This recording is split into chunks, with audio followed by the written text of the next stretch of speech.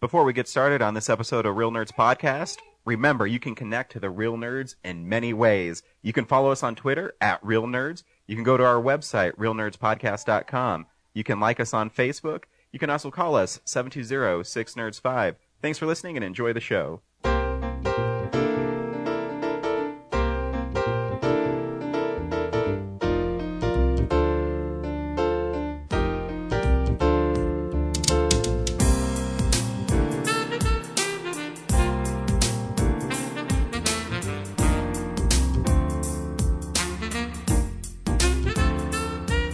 Welcome to Real Nerds Podcast, unofficially the official podcast at Denver Comic-Con 2016 and beyond. I am Ryan, and I have a full den of nerds. To my right is...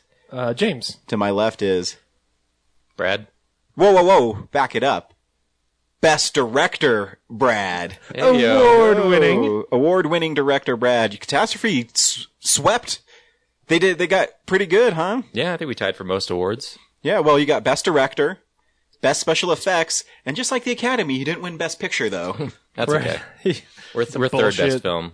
That's pretty cool. No, that's really cool. And somewhat insulting to whoever won Best Picture.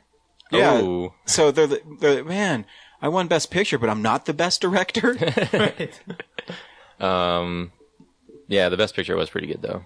It was animation, 3D animation, live action. Nice. How did they do a 3D animated movie in 2 days? Exactly. Holy shit. Yeah, they do good work. Well, Whatever, they've won before. They probably had it canned, and then they fit it in. Yeah. There's this one part where you just say whatever words are required. Yep. No, that was Stranger Studios, and yeah, they're up and up. They won before. I think 2012. Nice. Cool. But big accomplishment, man. Yeah. Congratulations. Yeah, it's very cool. Yeah, it's pretty sweet to get recognized like that. And then at one point, we opened up the envelope with the certificates in it, and the special effects one actually said best sound effects. So we were like, "Oh shit, did Mike actually win for best sound like effects?" And we later found out that the certificate was wrong, so it was still special effects. But yeah, Very still cool. Yeah, and then yesterday I just submitted it to Sundance, so we'll see. Wow. Wow, what very happens cool. with that. So It either gets in or I lost $80. it costs $80 to submit a short film to Sundance. Yeah. Wow. Wow. 83 with the submission protection. It's pretty awesome, though. It's probably my favorite of your 48-hour films. Thank you. So yeah, good job. Good job, Brad. Thanks, guys. I'm proud of you. And I saw that you didn't have a black shirt. Your crew shirts weren't black. Oh yeah, They were red. Or was it maroon? that's because the black ones we did make. I talked about Yeah, this you last talked time. about it. Yeah. But then we were giving you a hard time about not adding any color. And then I was Right. proud of you that there was actually color. Yeah, red and black. Red and black. So still like We blood added colors. one color. But Reverse Real Nerds colors. yeah. Hey, you go with what works. Yeah. So yeah, it was a good time. Thanks. So guys. you've won 2 Best Director awards this year. Yeah. You're moving up. Yeah. Things are turning up, Brad. They are. And you're also a cinematographer for a feature film right now. Which is hopefully done in November. So we're Very cool. powering through that. Yeah. Got a dozen other projects going on. Yeah. Always Neat. working on something. Yeah. Not Real Nerds Pod Show Season 2, though. Nope.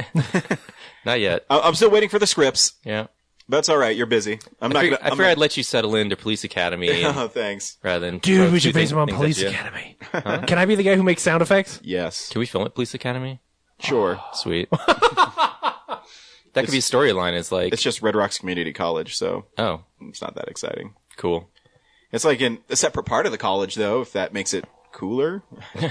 An exclusive part of the college It where is. the other kids can't go. It's the West Side. Oh, Literally. West Side represent.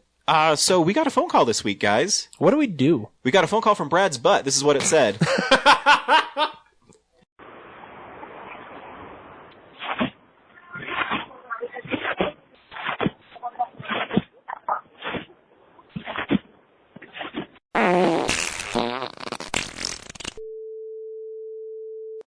Add a funny sound effect, James. It better not be fart noises. Hey, your butt's the one that called. Remember the South Park where they're like, "This part's fun." Bud Affleck. Yeah, I don't know how that even happened. I don't know. It was pretty funny though, because I saw it and I was like, I'm looking at the number. I'm like, okay, this is clearly somebody who knows us, but there's just nothing. And then I looked up the number on my phone because it's 2015 and I don't know any goddamn phone numbers. So then I saw it was you and I was like, oh, son of a bitch. Even weirder is that I usually get notified that those calls come through and I didn't. So I don't know why you got them. The email come in. Oh, email. Mm-hmm. Yeah. Okay. Because it goes to the email. Yeah. A couple fun things, guys. We'll be at Mile High Horror. We don't have a table because it sold out so fast, but I will be there Saturday, just slumming it. Well, and the truth is, like, it's so busy that, like, they don't have, the Alamo doesn't have enough room for everybody to have, like, a table anymore. And so it's the same thing as last year. It's like, it's more effective for us to just sort of be there, talk to people, see movies, you know, rather than, Yeah. So, hopefully we'll, I wonder if we could, cause I have one of those pop-up canopies. Maybe we could just have like a table outside somewhere in the parking lot. we can ask Steve. I don't know. we could get one of those and we could just do that in any parking lot. Like Sam's Club on a Saturday, man, that place gets busy. And you got free samples. Yeah. Who wants to listen to some audio as you shop? But the reason I bring up Mile High Horror, besides us being there, is we met a very nice lady named Sammy at Denver Comic Con. Yeah. And she introduced us to the Stubby Shillelaghs, who actually we interviewed the previous year as well. Mm-hmm. But she represents them. And their album, Critical Fail, is coming out October 27th. Dope. I'll post some stuff really soon about that she sent us. But I just wanted to get the word out that October 27th, you'll be able to purchase their album, Critical Fail. And the reason she sent it to us is she said that it deals with a lot of nerdy stuff, Star Wars and it's called comic Critical books. Fail. That yeah, on its exactly. Own is, So it's geared right towards our audience. So make sure on October 27th, you find the Stubby Shillelaghs. They are on iTunes and download their album. Critical Fail will be available. And their interview is really funny. I'll repost it this week so people can get an idea of who these guys are. And here's a sample track from the, do we have that? I don't know if we can do it. Just kidding. way to Because put our foots in our mouths. because I'll say, blah, blah, blah, blah, blah, blah, blah, blah. Oh, they're also going to be doing comic book store appearances, so I'll let you know where they're playing. But no, Brad, because she also said make sure this doesn't get out.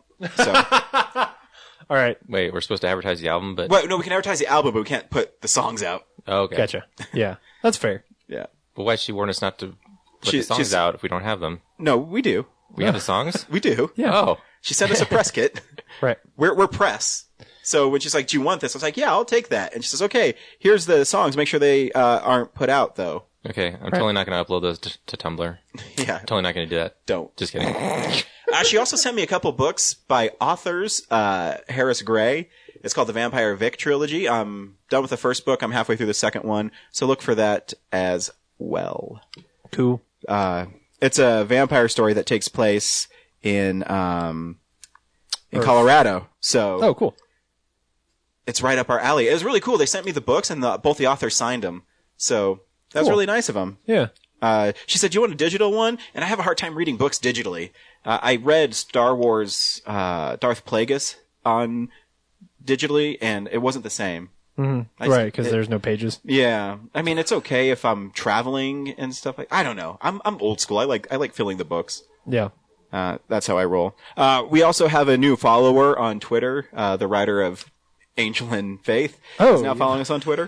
Yeah. So we have almost all of the comic book Buffyverse. We just need Joss Whedon to follow us, and we're good. We're working on it. Yeah. We'll get there. I mean, we know J.J. Abrams, so it's just a matter of time before. When you started that, I was like, "Oh shit! Are we starting a new segment where we name off all of our new Twitter followers?" No, only the week? ones that are And celebrities. this is the name dropping segment. Have you tried just tweeting Joss Whedon and say, hey, will you follow us? He's not on Twitter right now. Yeah, he's not. That's right. Yeah. He left because the feminists are weird. Yeah. Just let that really weird. pregnant pause. Let that breathe. Let it breathe. Cool. And fudge. So, what else did you guys do this week? Not much, man. Worked. I watched people play Until Dawn on the internet. That game looks Right on. awesome. I went to the Alamo Draft House to do the Adam the Amazing Zombie Killer DVD release party. Oh yeah, was that fun? How was that? Yeah, it's a good show. Good. Seeing that movie on big screen, and they had their own custom menu like we did. And Are you gonna do their Blu-ray distribution for them? they You gonna offer them a package? There's no reason to put it on Blu-ray because it was shot on like mini DV. So, yeah, gotcha. And the DVDs they did release the first batch from their distributor. They messed up the audio sync on the special features. No shit. So like they're waiting for like another batch to come out. Oh, well, that's fucked.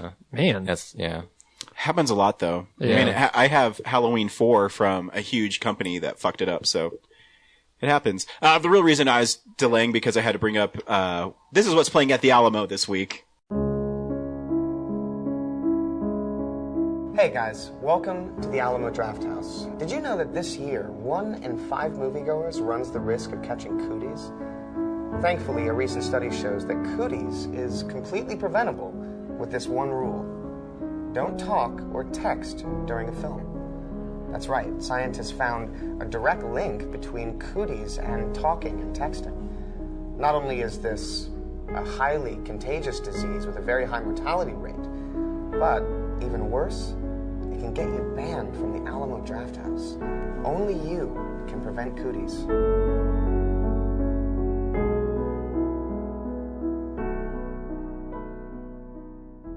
The Action Pack is having a Better Off Dead quote-along. That, of course, is the 1980 movie starring one John Cusack, and he holds... no, that's the other one. Let's Say Anything. This one is John Cusack still, though. Alien will be showing this week as well. Dude. The Absinthe Dinner is From Hell, which is a really cool movie with Johnny Depp as a detective trying to track down Jack the Ripper. That's the first movie that made Alan Moore hate Hollywood. Yeah. Yeah. I don't know why. It's not that bad. Yeah, I think it's a good movie. I don't know if I want to drink absinthe, though. Yeah. I mean, I have. But the cool thing is the dinners, the tickets are probably like $30, $40 and you get a 5-course meal. Yeah. Tough Guy Cinema is The Matrix. Cool. Mondo X Chiller is Nightmare on Elm Street. Is that the original one? The original. Yeah. No, I won't say it. Because it's actually a Nightmare on Elm Street, not just Nightmare on Elm Street. Oh, yeah. Way to be that guy. Yep, that's me. Repo Man is also playing this week. Cool. Adventures in Babysitting, which I watched just a couple weeks ago with the lead actor, Keith Coogan, who will be there to help present the film. Cool. Those are fun. I saw the Monster Squad with the lead actor from the Monster Squad, and that was fun. And he wore the Stephen King's Rules shirt, and it was pretty awesome. September is a movie James is going to go down and see is AI. I'm slightly tempted because I haven't seen it since theaters, and I hated that movie when it came out. But I watched like this little featurette about how like well made that movie is on a Steven Spielberg side. Like I still am going to hate the plot. But there's a lot of like themes and things he does inside the camera that are pretty cool. I haven't seen it in a really long. Maybe it's since theaters too. Laura has it on DVD, but I'm like, I have to watch it on DVD then. Yeah. Plus, you want there to be a little bit of a buffer so that you can cop out and not watch the movie because it's AI. Yeah. So if I have to go and pay and watch it, then I'd have to be stuck there. You know what I mean? Yes, exactly. Yeah. It'd have we'll to be see. like on a dare. Yeah, we'll see. Tough Guy Cinema is also showing Terminator 2 Judgment Day. Cool. Which is a great movie. The Indiana Jones trilogy, I guess they're having problems with A's. It's the Indiana Jones trilogy. Indian. I'm going to make that poster. Nice. Alex is going to stop sending you these emails if she hears this. Afternoon Tea is Elizabeth. So. You've got nothing on that one? Yeah. That's a great movie. Have you ever seen Elizabeth? I have not. It's really good. I saw Elizabeth Town. No, I was trying to think of something clever to say for Elizabeth, and it just didn't happen. Yeah, both Elizabeth and Elizabeth II Golden Age. I don't think it's called 2. It's just called Elizabeth Golden Age. Those are good movies. Yeah. So make sure you Make sure you log on to drafthouse.com/Littleton, and you'll be able to purchase all those tickets online, or you can download their app for any Android, iOS operating device. Cool. Hey, this one's coming up, but for Halloween this year, they're going to show Cabin in the Woods. Sweet. So I'm probably going to go see that. I know. So they also have Army of go... Darkness coming out too. Yeah. But it comes out that they're showing it there 2 days after the Blu-ray's released. Oh. Like the special edition one. Huh. But I still want to go see it. Yeah, totally. Maybe watch Army of Darkness 6 Kind times. of fan of you that you're like, I don't want to do both. No, I told you I'm going to do both. Right. Because they also said they're giving away like free gifts, so I better get a ticket for that soon. Because They give you a DVD. Oh yeah. If they give me another Blu-ray, that's cool too. Yeah. Then But it's the Screwhead edition, so you just like break it in half and throw it in the trash. No, then I'll drive right down to TradeSmart. And Right. You can also buy tickets to Open Screen Night October 8th. That's coming up. Oh, very cool. So Very cool. When do people have to have submissions in? we're closed already. Oh, Are you? Yeah, You we're full? full. Yeah. Wow. man. So it's a big hit at the Alamo. Yeah, Zach Eastman's new film will be playing Oh, that's there. right. He did say that to me. And then maybe Real Nerds episode 4. We'll see. Okay. But yeah, we got quite a few. Not really a lot of Halloween stuff, but Sure. it's all right. Neat. That's very cool. Very cool. That only last $1. that last one was really good. So Last my show. my expectations are high. So if I go and it's a bunch of garbage, it'll be sad. Well, I think the no knock on the Oriental, but I think the Alamo kind of ups it Yeah, because it's Oh yeah. Yeah. when you can hear and see your movies Yeah. clearly and Oh. there's food yeah, available. Yeah. not just chips good and whatever they have back there. Fun theater though. Yeah. Yeah, I like it right now. Just far away. Yeah. Cool. What's next? Going to your mom's house and Whoa. Hey, she's listening, man. I said I was going to go to your mom's house and ask for a sandwich. Oh, all right. Yeah. She'd feed you. I know she would because I missed your freaking Labor Day party. Yeah. It was pretty good. I made a lot of mac and cheese. I know. My wife came. She's like, I had so much fun eating. I was like, yeah, I fucking got the shit kicked out of me for 8 hours. Yeah. That's why you shouldn't try to like elevate yourself. You should just just stay float through unemployed, life. man. Yeah, no. I don't know. What do you guys want to do? Let's do DVDs. Cool.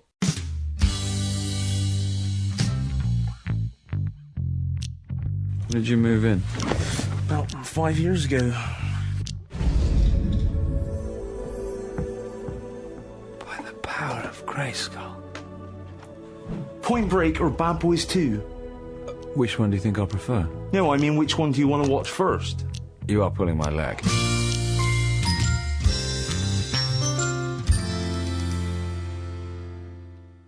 We get Blu-rays on Real Nerds, James. We never start with that, so I just thought it would be good. I'm just saying that we don't buy DVDs anymore. That's fine. Whatever. Brad, what are you getting? You got something good coming out this week, right?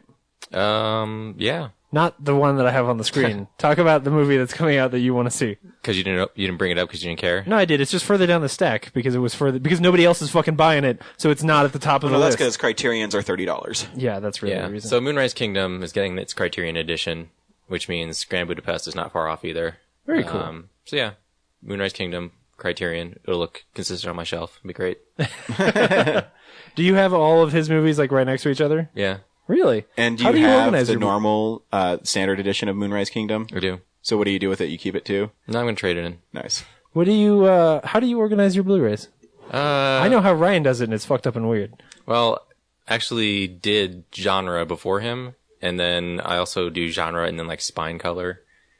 And typography. Yeah, so Typography. So up on the top left are all the steel books, which are mostly Warner Brothers, Batman related. Sure. And then to the right of that are the Wes Anderson, Criterion, sure. Alamo Drafthouse special cases and Yeah, stuff. like and the then, clear cases. And then I think below that is God, I'm blanking right now.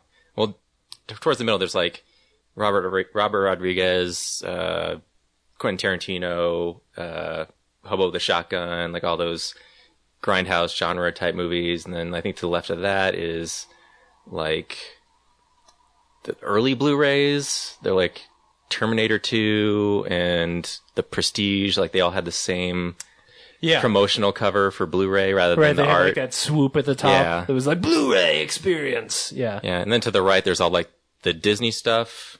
Oh yeah, and there's like the superhero, like Avengers in between Wes Anderson and Batman. And then to the right, there's like Disney and then X-Men because they're all like larger boxes. And then below that are like the book edition stuff, like the actual Blu-ray books. This is impenetrable. How is anybody supposed to find anything? No one comes over, and they don't have to find anything. Nobody comes over. Womp, womp, womp. Well, this week you're gonna have to figure out where Pitch Perfect 2 goes on your Blu-ray shelf because that's coming out. The Aka Awesome Edition. It looks blue, so it'll probably go with the Disney stuff. Oh man, that's pretty good. And the internet just shit itself. Okay. Civilization's collapsing. Let's get out of here.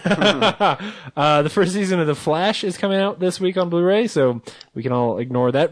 Ryan, you haven't watched right? No. No, I don't watch CW Warner Brothers shows. You know, Gotham came out last week, and Netflix is supposed to get it, but it's not on there. Really? Huh. I don't know. Every time I see It's not good. Yeah, promos for that show, I don't want to watch it. Network television, like superhero stuff, just seems in general pretty bad. Speaking of which, Arrow season 3 is coming out this week. Everybody tells me that show is good. That's all I've heard. I don't believe them. Yeah. Flash and I guess Arrow I are should- like the biggest superhero shows right now. I think they're bigger than Agents of S.H.I.E.L.D. They are. Yeah. Anyway, there is a 3D Doctor Who movie or double episode set. I don't know what this is. I guess that means I should catch up on Doctor Who. Dark Water and Death in Heaven are both getting released on a 3D Blu-ray, which seems weird. Maybe they released them in theaters on 3D. I don't understand why there's a 3D edition, but whatever. The Rocky Horror Picture Show is getting a 40th anniversary set. The Rocky Horror Picture Show is like Army of Darkness, where they have a new edition every 2 years. Oh yeah. This one comes with like some pink gloves or some shit. I don't really understand that movie, so I don't know what it is, but it seems cool, I guess. There's a movie called Mannequin. Yeah, that's an 80s movie where Yeah? a mannequin comes to life. Have you never heard of Mannequin? No. There's 2 of them. Yeah. Some guys have all the luck is the tagline. It looks like the poster for an episode of Happy Days. Yeah, it Like, does. it's just, it seems very strange. It's using the original art. That's cool. Yeah. Yeah, Mannequin 2 has Kim Cattrall's the mannequin. Yeah. And there's that flaming black guy Yeah. who runs the department store or something. Flaming, like he's on fire? Why are we Yes, burning he's black on guys? fire. Yeah, he's on fire. The whole movie. That's all he does. He runs up and down there the you aisles. found it. Yeah. They're on a Cadillac this time. So a Mannequin motorcycle. 2, which they spell out 2 on the move. On the move. It's not a horror movie. Right? It could be. If a mannequin came to life, that's pretty horrific to me. Mannequin comes to life and starts lighting black people on fire. Like, yeah. All right. And man, I didn't see. There's a Blu-ray edition of Indian in the Cupboard. Is the Sentinel the Scream Factory release It this is. week? Okay, all right. I've been looking for it, and I was like, this one looks kind of weird because it's like that 70s cover. Yeah. I think it's made in 77. Yeah, so it doesn't stand out in the set as much. Yeah, a lot of times I was reading. The cool thing about Scream Factory is they actually tell you why they can't do some things. And for their movies that aren't collector's editions, they always try to get the original posters, and sometimes they can't because of rights and things like that. The tagline here is, "There must forever be a guardian at the gate from hell. She was young, she was beautiful, she was the next, the Sentinel." Damn. So is that a movie where, like, there has to be... Is it like Buffy the Vampire Slayer? Does she have to, like, stand at the gates of hell and, like, fight demons off? There's nothing like Buffy the Vampire Slayer, James. Well, I know that. No, I know it's that. not. So what is it? Do you know what the... I don't. I've never seen it. Oh, okay. All right. Well, then we will just move... But just know, since it's Scream Factory, I'm sure there's cool things on it. We will just move on to The Mighty Quinn, starring Denzel Washington. Nice. Which I didn't know this movie existed. I only want to pull it up because of this is my favorite cover of the week. It looks like I don't know, like the Mighty Ducks or something, but it's just young Denzel Washington looking cool and holding a revolver. On the beat. Look at that. Dude, I might have to get that movie. Right? Doesn't this just look awesome? Like, that's pretty great. Yeah, it just makes you feel like it's 1992. I have no idea what year this movie came out, but that's what it looks like. So anyway, that appears to be everything of note. I don't know. There's some other weird stuff. Did you guys ever... 1989. Oh, really? All right. That was pretty close. Just before he did. No, same year he did Glory. Into the mic. The same year he did Glory. Oh, okay. Wow. And then he went on to have... Is all uphill from there. Yep.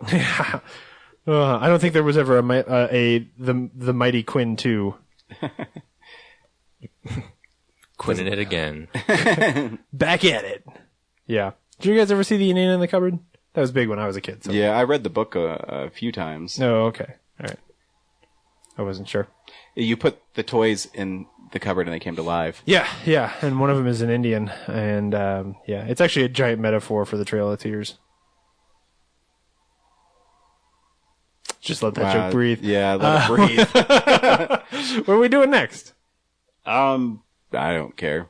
Oh, shit. Let's do. Oh, we get some passion from you in this show here, Ryan. I forgot to tell people that we went and saw Cooties this week. We did. Cooties is our movie of the week. I know. Stay tuned for the end of the show to hear what we thought about Cooties. Let's do box office predictions. Okay.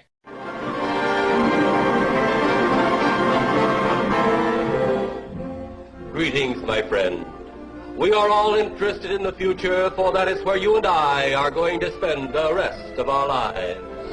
And remember, my friend, future events such as these will affect you in the future. What comes out next week? Is interesting. There's a lot of limited releases coming out.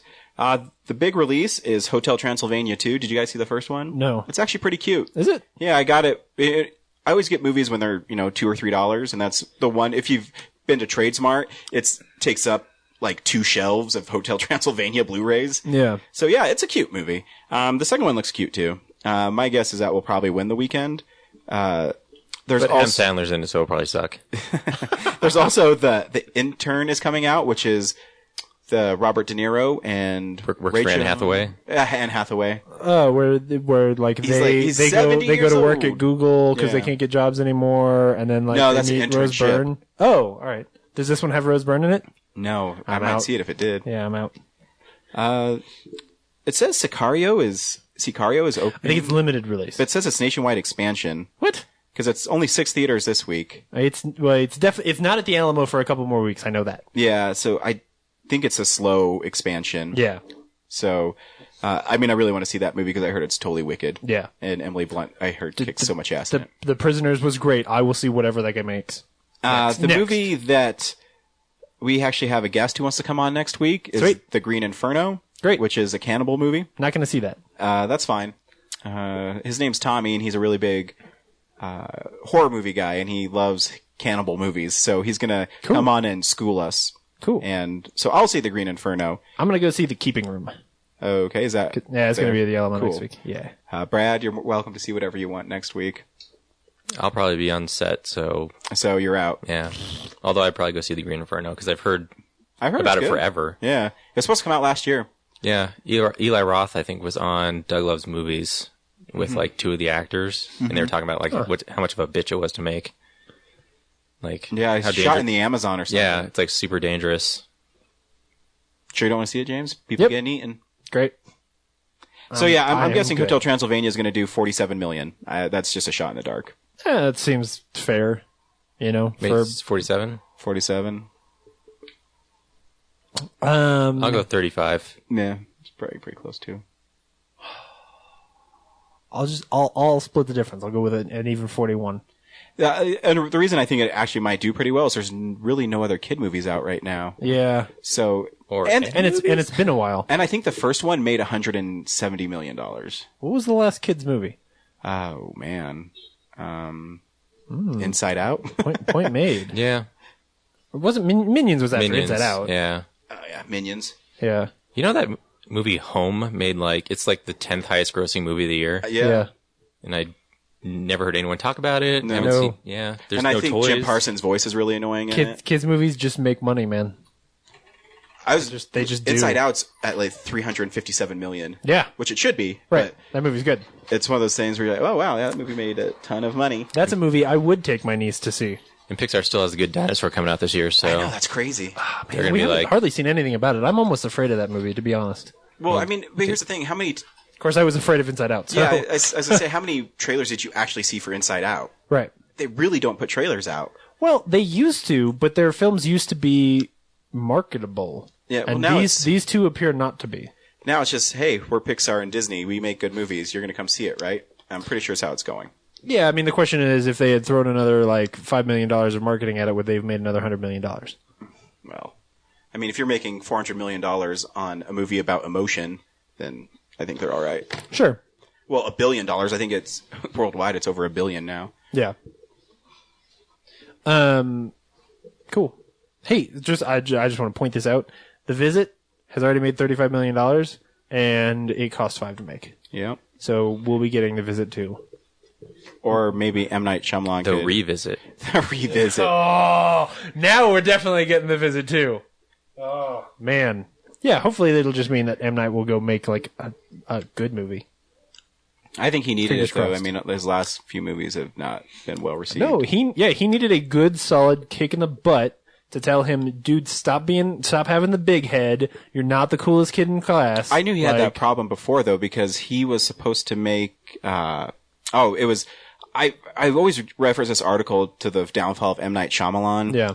I read it when Lady in the Water came out, and he went to Disney because that's who made his movies originally, Signs, Unbreakable, and Sixth Buena Sense. Vista. Yeah. So he went to them, and the head of Disney, she said, "This movie is not good. The script is horrible. Get out of my office and rewrite this." And he cried.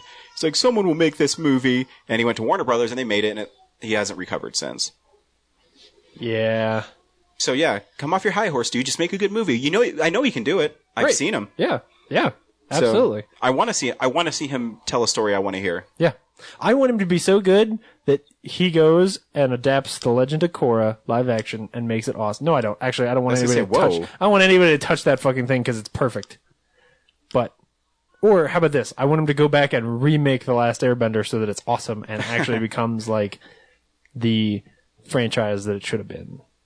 Man. Sure. The thing that everyone's is clamoring for, The Last Airbender 2. When was the last time I clamored for anything that most people clamored for? Fair enough. Hey, this is what's happening in the world of movies. This is real news. In other news, the Prime Minister of Sweden visited Washington today, and my tiny little nipples went to France. I want you to get up right now and go to the window, open it, and stick your head out and yell.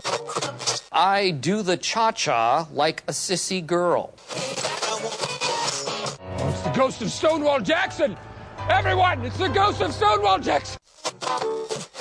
I like do the cha-cha. I'm sorry, we seem to be having some technical difficulties. Okay, so this first piece of news has got to have like a couple of grains of salt that go with it. Okay. But salty. Empire is reporting this morning that in an interview, John Landis, who I don't know why John Landis would know this.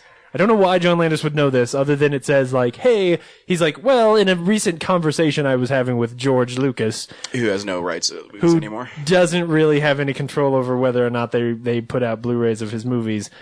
John Landis is reporting that they are going to put out the original trilogy on Blu-ray, like the original cuts, which would be awesome. That would be awesome. But here's a problem. When I read the article, they're already investing so much in the cool steel books that are coming out. Yeah, but wouldn't you like? It makes a lot of sense to me because. I mean, it makes sense. We know that there's a lot of people out there who would buy them. There's a lot of fans who would just buy any edition of Star Wars. There's people like me, and I'm not the only person in the world who hasn't bought Star Wars yet. I haven't seen Star Wars in probably 8-9 years. Wow. And there's a lot of people like me that if you put out those Blu-rays, I will go buy those movies. I'll buy all 6 of them, Hell, put it out like a crazy edition where it's got like both cuts of all, it's got all 7 cuts of every single one of those movies and charge me $200 for it. And I will probably buy it as long as I can get the Star Wars that I want. So I think it makes a lot of sense, especially if you put it out before the new one comes out. Yeah. I mean, it makes sense, obviously. Yeah. And, it'd be interesting if they did it before the first one came out, the next one comes out, because they're saying, hey, see, look, we care about Star Wars. Right. We care about it. You should probably go see the new one. Right, exactly.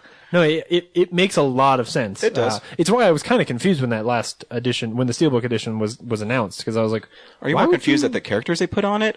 I mean, no, because like they've always been like for the last 5 years, I feel like their box art for those movies has not been great. The outside stuff for the recent editions is cool, but like the inside art is kind of weird. But anyway, I think. My fingers are crossed on that one, for sure. They postponed Pacific Rim 2, probably canceled. So that's probably too bad. I read that Guillermo del Toro said that's not true. Yeah, but Guillermo del Toro said he was going to make it like In the Mouth of Madness a long time ago. The Mountains of Madness, Mountains of Madness, there you go. which that movie just can't get made, period. Like, there's a lot of good reasons why that movie's never going to get made. But I think it's... His new movie looks really good. Possible. Yeah, it does. Yeah, and that's the other thing. It could also just mean like, hey, that movie is good and projects are going to get moved around. Or that movie's bad, you know? He could Guillermo del Toro is a lot like Tom Cruise. Yeah. Where he has so many projects, you really don't know what he's going to do next. Right. Because, I mean, Tom Cruise is filming Mena, which doesn't come out till January 2017, and he's almost done with that movie. Holy shit. So he's doing that one, and then he's going into Jack Reacher 2. Right. And then Jack Reacher comes out next November or in the summer, and then his other movie comes out after that. What's Mena? It's like a 80s... he plays a DEA agent who goes to South America. It's like a drug cartel movie. Why is it going to take 2 years for them to post-produce I have no idea. I don't understand it either. That's weird. Yeah. All right. Well, whatever. There's rumors that Disney's looking around and that they might want to cast Emily Blunt as Mary Poppins. Do it. I think she'd be great. I think Emily Blunt will be great in pretty much anything. I wanted to bring it up just because I have to admit that I have this like uneasiness just at the idea of them remaking that movie. But at the same time, like, I guess it makes sense. Here's the thing. You don't have to remake the first Mary Poppins because I'm pretty sure there's 4 or 5 books. True. So you could just make another book. And because is Mary Poppins really only one Mary Poppins? I mean, you can make the argument that she's like James Bond. Yeah. She's a freaking spy. I mean, because remember, she only comes down to help. Does she help the children? No. She's saving Mr. Banks, so she comes down to help the family, right? And then goes away. That would make a lot of sense. So if she you could come back as somebody else. If you wanted to make it into a franchise, yeah, like just go pick any story, you know. But I don't know. I feel like you'll never replace the first Mary Poppins. I mean, you never. No, it's not that. I was going to say I think you would want to set it in that time period. Oh, like you can't totally James Bond the thing. No, I think a period piece would be awesome. Okay, all right, cool. Maybe there's a lot of James Bond. Do you know a lot how of Mary sexy Poppins Julie Andrews is in Mary Poppins. Oh my gosh, I love her in that movie. Yep, I said it. Oh man, speaking of sexy badass spy ladies, Elizabeth Banks is apparently in talks to remake and direct Charlie's Angels. Sweet. Which I think would be awesome. Yeah. Here's what I want. I bring this up as a big fan of Mick G's magnum opus, Charlie's Angels 1. I want them to basically take like the cool, fun, tongue-in-cheek Charlie's Angels movie that we have and smash it up Not against have Cameron Diaz in it. I mean, I don't give a shit. I think she's fine in that movie. That movie is I want to smash it up against Man from U.N.C.L.E. and make it like a period piece. Like set it in the time that show took place. The 80s, that'd be pretty sweet. But then still have it be like fun, you know, self-aware. I think that would be badass. And who doesn't love Elizabeth Banks? Right. I love that she directed Pitch Perfect 2 and it made $200 million. And I love that she's able to pick what she wants to do next. I think that's really cool. Yeah. And she's really attractive. Yeah. And funny. I like that. I like the idea of those movies, and Full Throttle. Full Throttle is one of my bigger disappointments. I'm not going to say one of the biggest. I really remember. I remember Soaked because Charlie's Angels just like blew my mind. No, it's not that. I had a lot of fun with Charlie's Angels 1 and was really excited. And for that's Full called Throttle. Kicking Your Ass. Right. Yes. I think that's funny. I think that scene is good. This is a guy who doesn't like Minions. No. But he's like, Charlie's Angels, that's a pretty good movie. It's fun. I can't even remember if I did see Full Throttle. It's not good. I did. I don't remember anything of it. Oh, the only it's thing I dog remember shit. from the first Charlie's Angels is Crispin Glover and Creepy Thin Man. And that's called Kicking Your Ass. Yeah. And there's a part where Cameron Diaz is holding a surfboard. Yes. No, that's Full Throttle. Is it Full Throttle? Yes, I don't even know. That's Full Throttle. I don't even know. Because all of the advertisements for Full Throttle were Cameron Diaz and Demi Moore in bikinis. Oh, that's right. Yeah. There's also a Rod Stewart song in the first Charlie's Angel. Yeah. Yeah. At the very end. I own the soundtrack to the first Charlie's Angels. It's called Angel. Because I really wanted. Oh yeah, okay, right, huh? I really wanted the Blink-182 song that plays during the credits, and I was like, oh man, it's in that movie, so I can just get the soundtrack and then I have that song. Because I was whatever age, and I was like, my parents aren't going to buy me an explicit Blink-182 album for just all the small things. Wait, you cared? I would just go buy it. Yeah, oh wait, I was sorry. 17 at that time, so it's cool. I specifically remember, I shouldn't tell this story. I remember being at Walmart and going to buy a CD and bringing it back, and my mom was like, what is this? And I was like, oh, it's this band, and they're good, it's good music, like, don't worry about it. And I was like, oh, they won an Emmy, and she was like, well, that doesn't mean that like it's good. A Grammy? But, well, yeah, whatever. They won some fucking pointless award is what I mean. Wow, that's pretty impressive that a band won an Emmy. But I remember that moment as like, oh man, my mom is worried that like this band is not like is going to be like too rough, or that it's going to be explicit or whatever. It was fucking Coldplay. I'm not even kidding. It was Rush of Cold Blood to the Head. I remember buying that album and like her being like nervous, just like, why are you buying non-Christian music? I was like, yeah, I am. Sorry, it's okay. It'll be all right. Sorry, Mom. Anyway, that Skull Island movie that at least I've been looking forward to. Yeah, that I think sounds cool. Yeah, they are. So now that, what is it? Is it Paramount? Yeah. No, it's Universal. Universal and Warner Brothers. Yeah. Well, but now that Universal has the rights to. It's confusing. Just know that Legendary produced both King Kong and Godzilla. Right. And they're trying to make a shared huge monster universe. Legendary is the one that's the link now. Okay, cool. Yeah, so they're going to try to turn that into a trilogy, which I don't know why you make it a trilogy. Like, if they already monsters have are going to fight each other, I'm down. Exactly. That's the whole point here, right? We lost Pacific Rim. We're going to get a movie where Godzilla fights King Kong, which I'm down with. Dude, wouldn't it be sweet if the last bit is like King Kong grabs his jaws like in the first one, and then Godzilla shoots a flame up and it burns him and he still crushes him and he falls back and they're both dead because he just got scorched, and that'd be sweet. You should write that movie. That's all I'm going to turn in. I'm like, okay, I want my $100 million. all you turn in is just a script for the shot-for-shot remake of the scene from the 33 version. It's a cocktail napkin with that sentence on it written in crayon. Yeah, exactly. You've just drawn a picture. There's not even words. But guys, Godzilla kills King Kong at the same time with his fire breath. I'm going to turn in just like George Miller did for Mad Max. It'll be like 10 pictures. Like, there you go. I think that'd be awesome. I think that sounds like a great movie. Oh, man. Yeah, so cool. I'm down. And then the very last thing I have is that Nickelodeon is launching. This is the first time we've ever talked about Nickelodeon news. They're launching a it's funny, you just have me think. I'm like, is this the first time we mentioned Nickelodeon? I was about to say Goosebumps, but that's not Nickelodeon. No, we technically I've brought up some stuff about like the Avatar stuff before, and that would be Nickelodeon news, but not really. Yeah. This is really news about Nickelodeon. Nickelodeon is introducing like it's like a section. I don't know what you call it.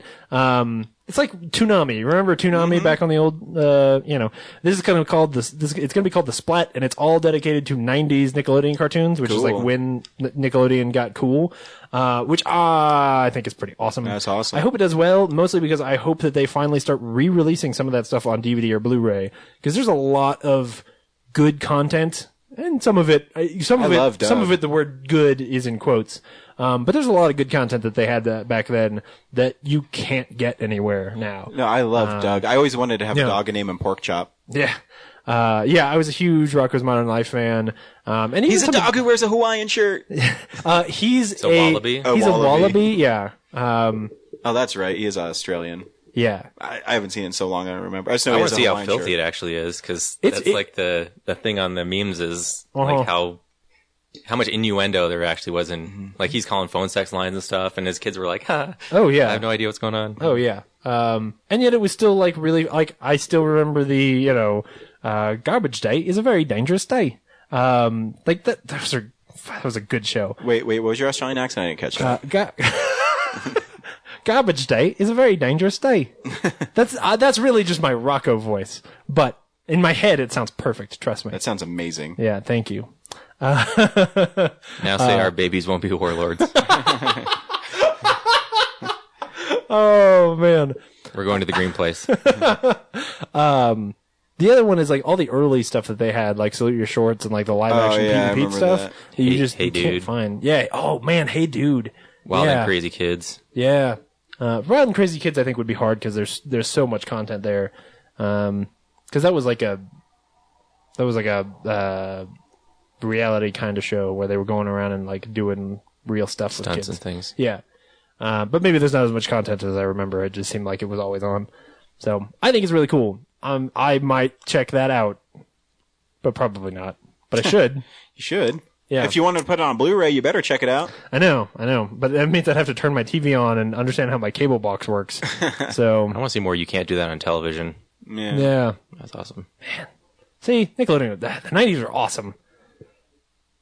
Anyway, you're at that age already where you're saying, man, back in the 90s it was so cute. Yeah, back in my day. Yeah. It was pretty cool. Me, I like being where I am right now. Like PlayStation 4 and stuff.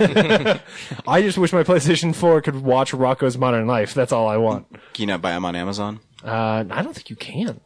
Like, I think you can get like some DVDs that are like collections. Mm-hmm. You know, it's kind of like the same thing with Inspector Gadget.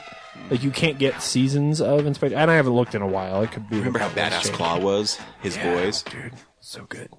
So good. I'll get you, Gadget. Remember how bad? Oh, that was really good. That was really good. I was tuning out there, and I was like, "Oh, hey, oh shit!" I'm an Inspector Gadget fan. You gave me some tingles there. Yeah. Have you seen the Netflix one? No, It's in, like, I heard 3D. it's pretty bad. Yeah. I didn't finish it. Yeah. Anyway, that's news. Awesome. We watch movies all week long. Yes, we This do. is what we watch movies, so come along. Fuck, that was Do stupid. Dr. Claw again. We have movies for you. Okay, you're redeemed. All right. Now, everybody, close your eyes and concentrate. This is my boomstick! Do you want to take a leap of faith? Do you expect me to talk? No, Mr. Bond, I expect you to die. Take only a nudge to make you like me. To push you out of the light. Now you're getting nasty. I only watched a couple things this week. Yeah, me too. The first thing I watched a movie called Digging Up the Marrow, which is... Do you guys know who Adam Green is? Yeah, he wrote directed... the terrible... Hatchet. He used to fart on people's faces back in the 90s and like hump things, right? He had the finger movie Tom with Green. Wait, he's not the guy who did Friday the 13th.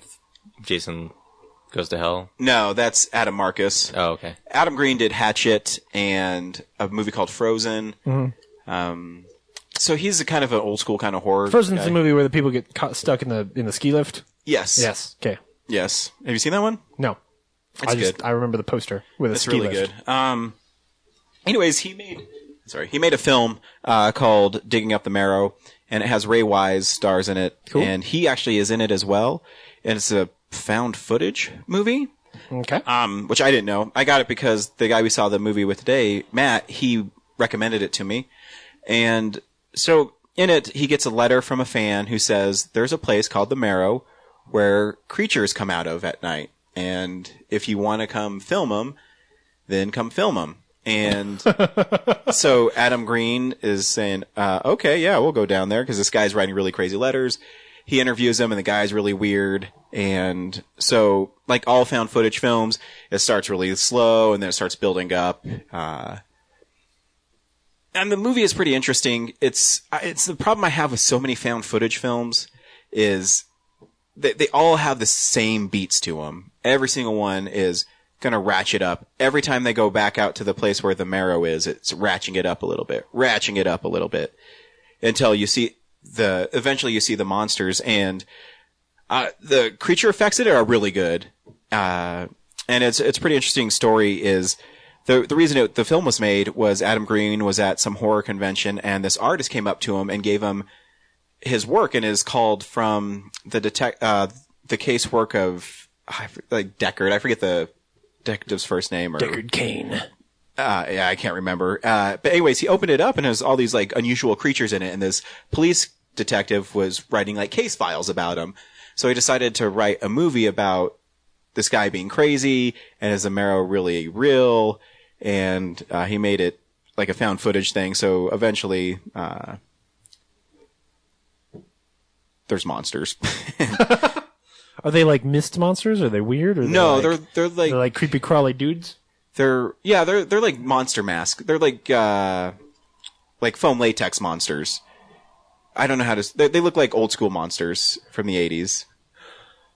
Sorry, my mom just called while you were talking, and I was really tempted to answer it and be like, "Mom, I'm doing a show right now," and then just hang up on her. So yeah, Or like, hey, mom, you're on the show. Yeah. the one thing I do like is it's kind of a different. If you're a horror movie fan, it's kind of cool because Kane Hodder's in it. They have a bunch of horror people that are in it, playing themselves.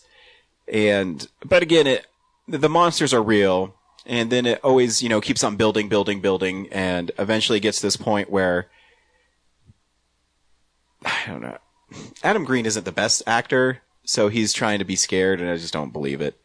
The monsters look really cool, though. And, yeah, that's sticking up the marrow. It was all right.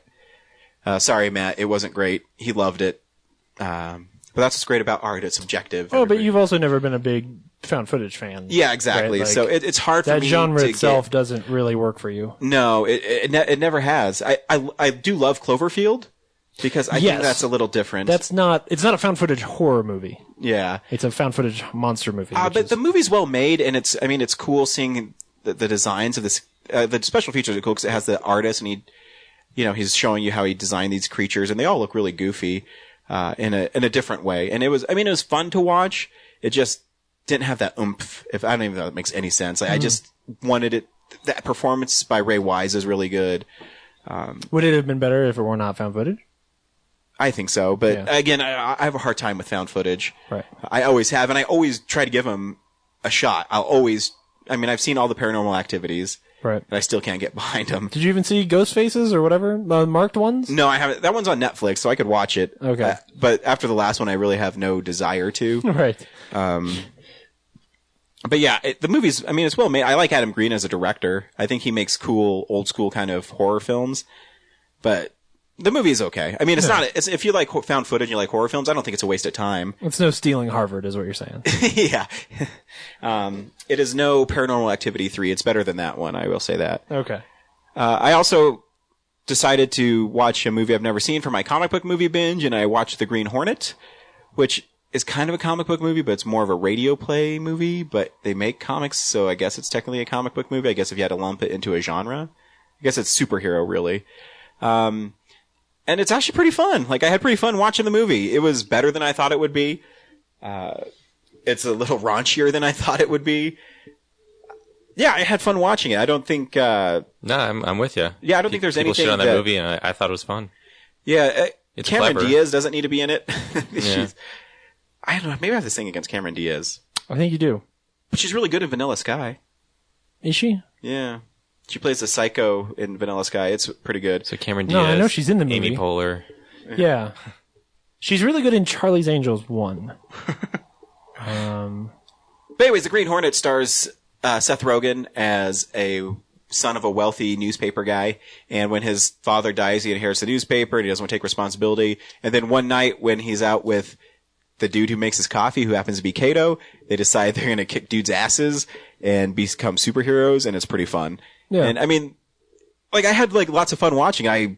It went by really fast, and it's really clever. I still think that movie is, because I really enjoy it. I think the way it's directed is cool. I feel like that movie suffers because it was released in January and just dumped. Probably. Like, I think nobody saw it, and I think critics probably saw it and trashed it, and then people didn't see it, and people were the people who were going to actually like that movie. Yeah. You know? Because the action scenes are pretty awesome. The parts where Kato's slowing everything down and assessing danger is fun. And then at the end when the car gets cut in half. Yeah, the car gets, it's pretty fun. And then when Seth Rogen tries to do what Kato does, it doesn't work at all. And Christoph Waltz is really great in it. So you don't think I'm scary? Right. And James Franco has a great cameo in it. He's talking about how he doesn't look scary and he looks like shit. He's like, this is how evil looks now. I look good. That's Armani. That's Dolce Gabbana. I want to be James Franco. Just be in everything and be goofy in everything. Yeah. So yeah, I had a lot of fun watching it. I don't know what the diss or where people didn't enjoy it. I don't think people saw it. I think it's one of those movies, kind of like Indiana Jones, The Kingdom of the Crystal Skull, where they just assumed that it wouldn't be a good movie. Yeah, I think a lot. Kingdom of the Crystal Skulls. It's a good movie. That's a conversation to be had. It's a good movie. It's not a bad movie. It's not a great movie. No, it's not yes. I agree with you. I think that Green Hornet is one of those that, people just, they didn't really see. I think it may have come out at a time when, people just sort of assumed that anything that wasn't like a big blockbuster superhero movie was probably trash. And I think it's definitely weird. It's definitely got some stuff in it that's a little quirky. And so you've got to understand the sense of humor that it's bringing to it. If you walked into that movie and thought it was going to be like a straight up superhero movie, that's not what you got. And if you walked into it and thought that you were going to get a Seth Rogen movie, because that was also like Seth Rogen was coming off of like Pineapple Express, you know. And the thing too is it's kind of like a pulpy movie, anyways. Right. And I mean, I actually The Shadow or Rocketeer. Yeah, I really laughed when he got shot with the Hornet gun, and he's like, "Oh man, how long have you been out?" It's Thursday. Oh wow, 3 days. No, it's 11 days later, and like the joke just keeps on adding up. He's Right. like, wait, you put a fucking diaper on me? It's just funny because that whole scene plays and it just builds and builds and builds and builds. Yeah. Man, there was a really great like Seth Rogen moment. I can't remember where it was tonally not right in the film, but it was still really funny. Fuck, I can't remember it, but it was really funny. Interesting. Something towards the end. Yeah. I don't know. But yeah, I had lots of fun watching it. And people should give Green Hornet a try. I had fun, and that's the goal in life, right? Yeah, is to have fun. I think I don't know. I don't understand. Brad, what you watch this week? A fart? No, it's James. Yeah, it was totally me. I watched a bunch of stuff. Well, actually, I guess 2 weeks worth because I wasn't here last week.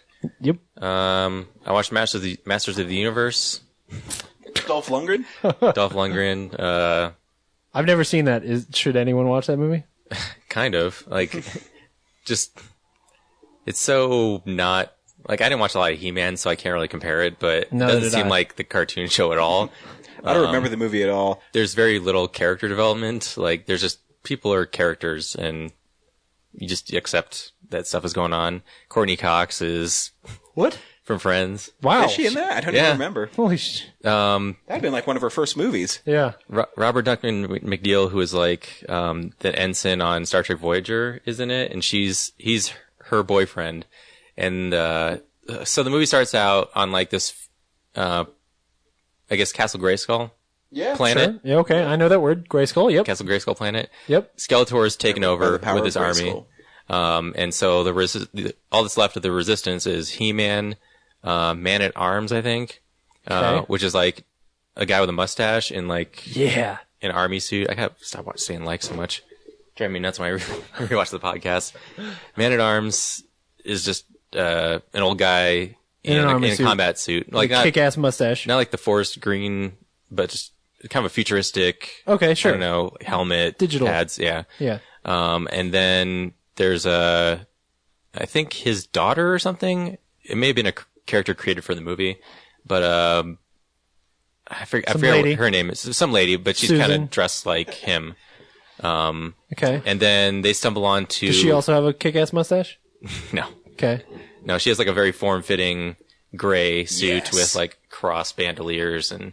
Cool. With you? And a tiara or something. Weird.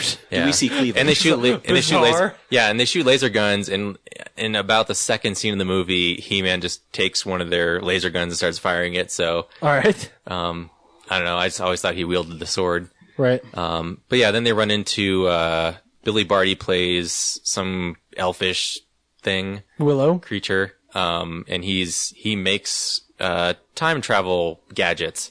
So they go to his place to get the other one because Skeletor took the one he had. Right, so Skeletor's in the DeLorean, but he's in the train.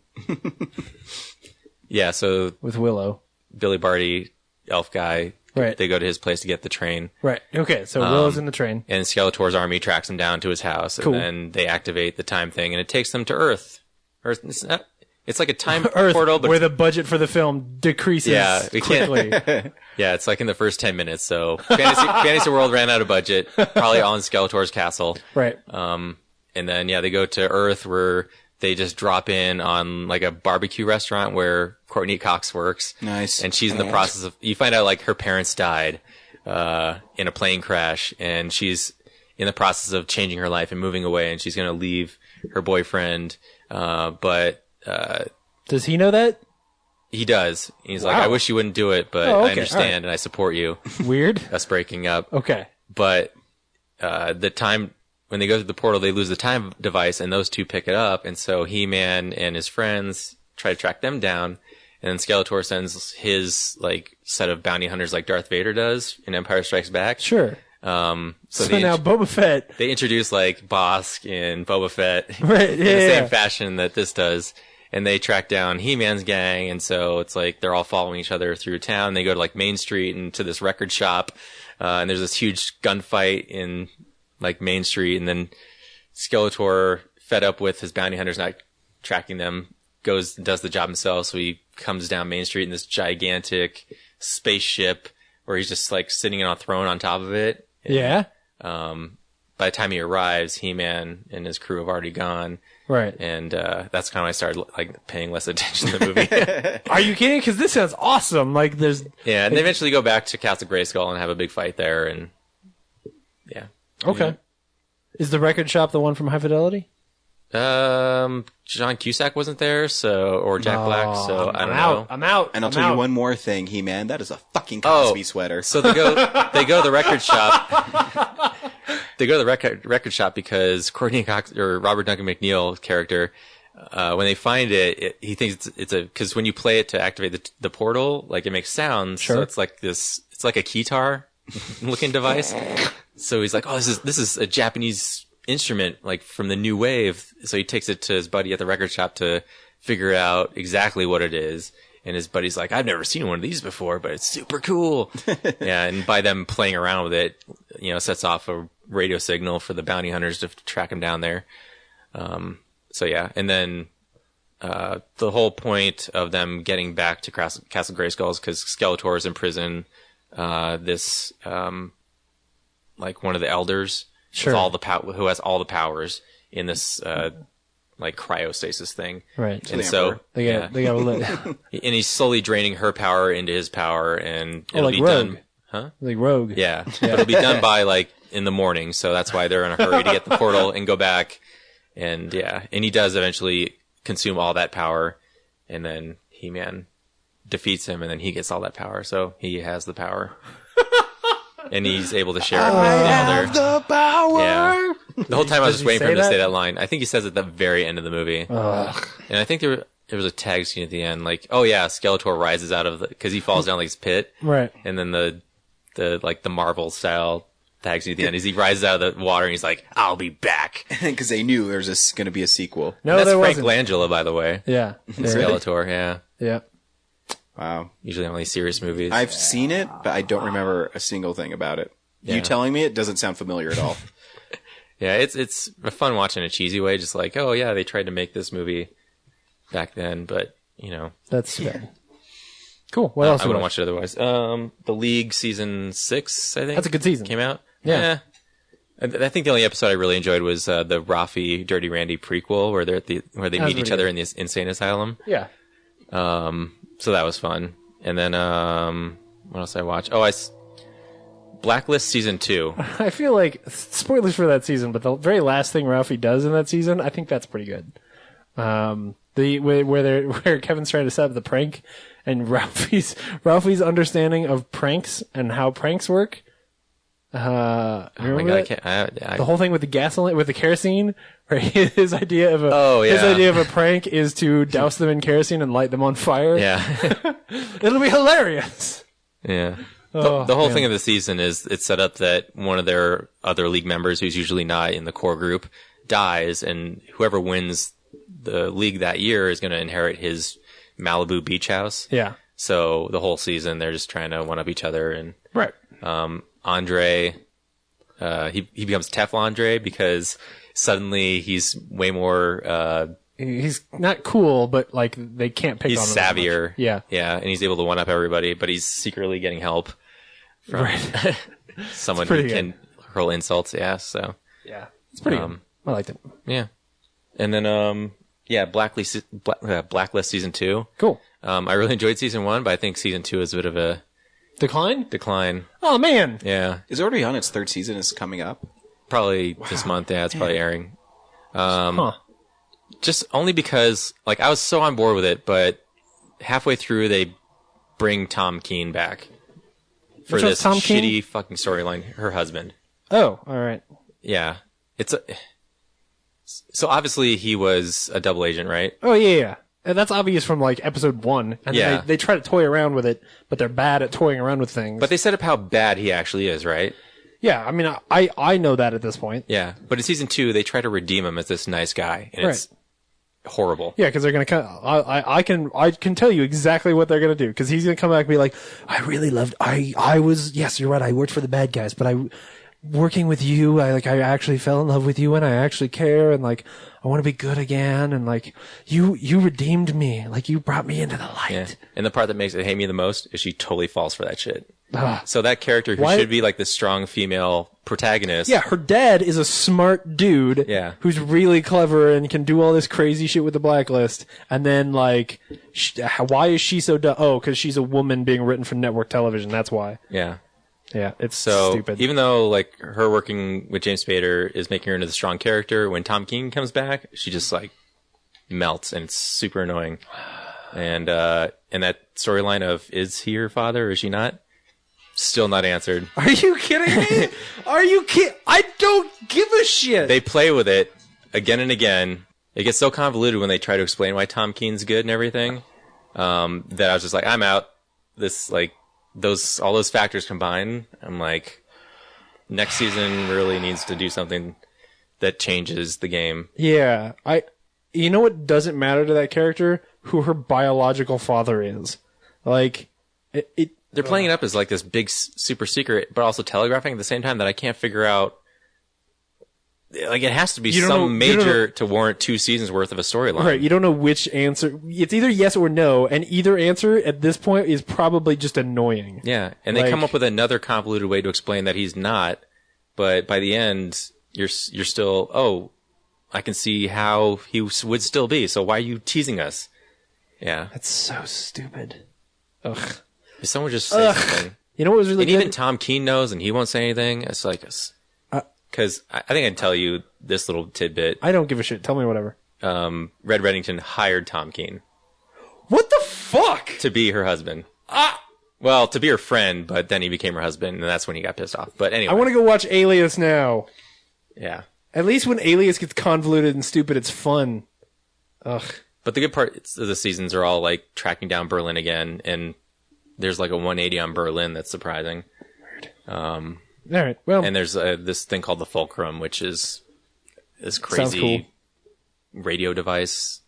Yeah, it's weird. All right. Well, yeah. I'm probably still gonna watch season 2 because I mean, you should still watch it. Kevin, it's super annoying. No, who's the James Spader? Yeah, yeah. James Spader. Ultron. Yeah. That's all I know Ryan's about just that show. Ryan's just trying to get it. Honestly, I think you would probably like it. I'll get Ryan back in the game. So I watched The Patriot again. Nice. I love that movie. Yeah.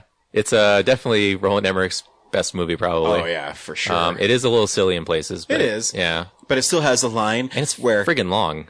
Oh, yeah. It's like 3.5 hours. Yeah. Where she says, "You've done nothing to be ashamed of. I have done nothing, and for that I am ashamed." I'm like, yeah, America. The script is pretty good. Oh, it's great. I like the scene. Love that movie. I like that he's like carrying his son's little toys around. And he melts them down into bullets to kill the red coats. Yeah, but he doesn't use that bullet on the main bad guy, which is disappointing. He bayonets him in the neck. Yeah, and he stabs him with it. Oh man, yeah, it's pretty good.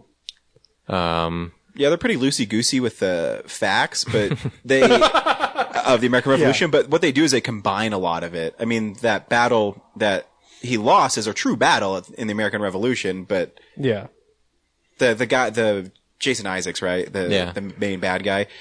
He is a combination of a couple of British soldiers. Yeah. So I love that movie. I don't care that it's hokey at parts. I don't care that it's a little silly. Oh yeah. But dude, I love that movie.